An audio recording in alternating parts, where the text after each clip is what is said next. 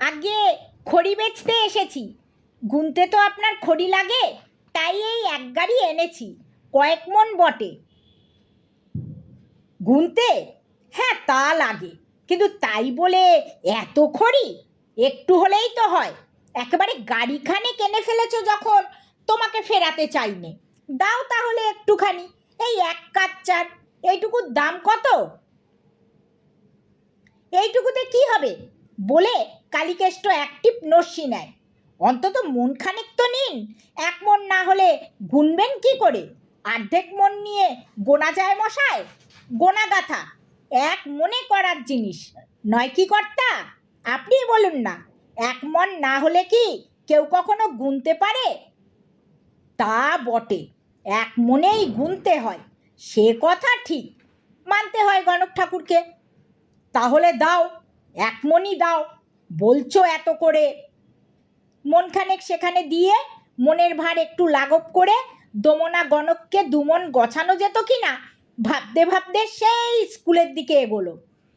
গাড়ি আর খড়ি নিয়ে হেডমাস্টারের কাছে গিয়ে খাড়া হতেই তার চোখ পড়ল সেই খড়ির উপর, আর উঠল সোজা কড়ি কাটেই।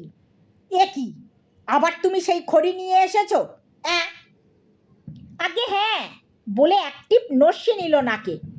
দিন কয়েক আগে আপনার এখান দিয়ে যাচ্ছিলাম, যেতে যেতে আমার নজরে পড়ল আপনার স্কুলের অনেক জানলার খড়খড়ি ভাঙা। অনেক দিনের স্কুল তো, ভাঙবে আর বিচিত্র কি? একেই ছেলেরা ডান পিটে, তারপরে পড়া না পারলেই মাস্টাররা তাদের ধরে পিটে নাবার। তাদের কাছে যা পিটুনি খায় তার ঝালটাই তো ঝাড়ে ওই জানলার ওপরে। কিন্তু খড়ির সঙ্গে তোমার খড়খড়ির কি?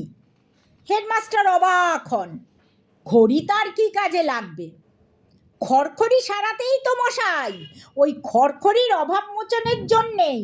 খড়ি তো মজুদ, এখন কিছু খড় হলেই হয়ে যায় বলে আরেকটি নস্যি সে লাগায়। খড় আর খড়ি জুড়ে সন্ধি করে কিংবা সমান করে লাগিয়ে দিন, হয়ে গেল। যদি বলেন তো খড়ও আমরা যোগান দিতে পারি। কথাটা হেডমাস্টারের মনে ধরে। মাথা চুলকে তিনি বলেন, কথাটা বলেছ মন্দ না, আইডিয়াটা আমার মাথায় লাগছে।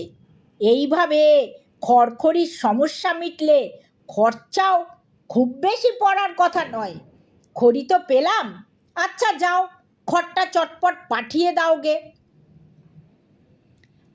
খড় সরবরাহ করার পর সারাদিনের কারবার তার মন্দ হলো না।